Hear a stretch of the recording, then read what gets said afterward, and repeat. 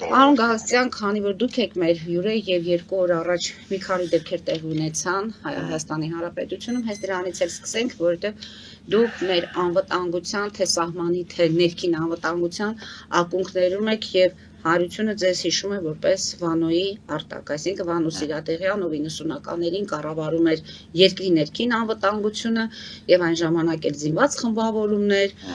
դաշտը մի փոքր, այսպես ասած, անկառավարելի էր եւ ինչ է ստացվում 2024 թվականի փետրվարի 17-ին Նիկոլ Փաշինյանը տելեգրաֆին հարցազրույցի ժամանակ հայտարարեց, որ Հայաստանի Հանրապետությունը իր անվտանգության տեսակետից ամբողջ աշխարհում երկրների ցանկում համարվում է 7-րդ ամենաանվտանգ երկիր, իսկ մայրաքաղաք Երևանը 15-րդը։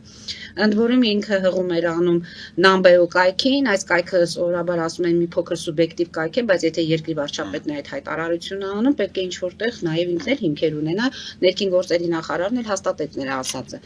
Հիմա հասկանանք 24 թվականից 26 թվականը բավականին 2 տարի ընդամենը եւ Երևանի փողոցներում կրակոցներ են լինում եւ այդ կրակոցները ոչ թե 2-3 հոգու միջև է, այլ 40, այսինքն 4 տասնյակից ավելի խմբավորումներ, տեսանյութը դուք տեսել եք, զինված խմբավորումներ, 1 զոհ, 6 վիրավոր։ Սա Երևանի ներսում, Երևանից դուրս Ամասիայում ադրբեջանցիները Ամասիայում զրուցում են հայ պարեկների հետ այդ տեսանյութը տարածվեց։ Հիմա այս 2 դեպքերը վերցնենք, մեկը Երևանի ներսում, մյուսը Երևանից դուրս։ Որքանով է անվտանգ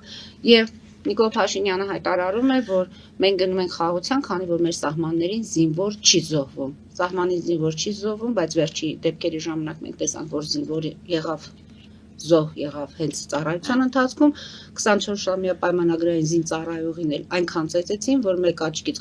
աչքը կորցրել է այդ տղան, երկրորդի համար պայքարում են, որ տեսողությունը ընդհանրապես չկոր։ Մի խոսքով այդ քրոնիկան մեկ շաբաթվա եւ այս վերջի իրադարձությունները։ Հա, սենց ասում ձեզ։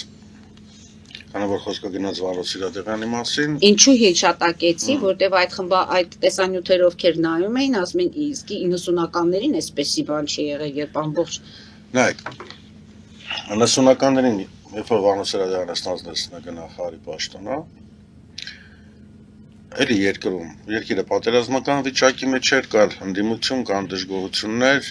նենց չէր, որ գործող իշխանության համար ամեն ինչ օքեյ էր։ Բայց վստահաբար կարող եմ ասեմ, թե նախագահ Տեր-Պետրոսյանի կողմից, թե Վանո Սիրադեղյանի կողմից երբևիցե առաջնային չի եղել Տեր-Պետրոսյանի աթոռի պաշտպանումը, քան ժողովրդի ներքին անվտանգություն։ Ես կարծում եմ, դա հիմնական պատճառներից մեկն էր, որ մենք հասանք արդյունքի։ Այն ինչ որ տենում ենք, դա հենց իմ նախորդ ասացի լավագույն ապացույցն է, որտեղ ամբողջ իրավական համակարգը, ազգային անվտանգության ծառայություն, ներքին զորքեր, նույնիսկ MЧS, դատախազություն աշխատում են ընդհանրապես մեկ ուղղությամբ՝ Նիկոլ Փաշինյանը աթոռը պահելու։ Այսինքն առաջերտին գալիս է ամբողջ ուժը իրավապահ համակարգի աշխատում այդ ուղղությամբ, այն որ արդեն բանը բանից անցնում է, նոր կարող է զբաղվեն խոսքի քրեածին էլեմենտներով կամ նրանով կամ նրան։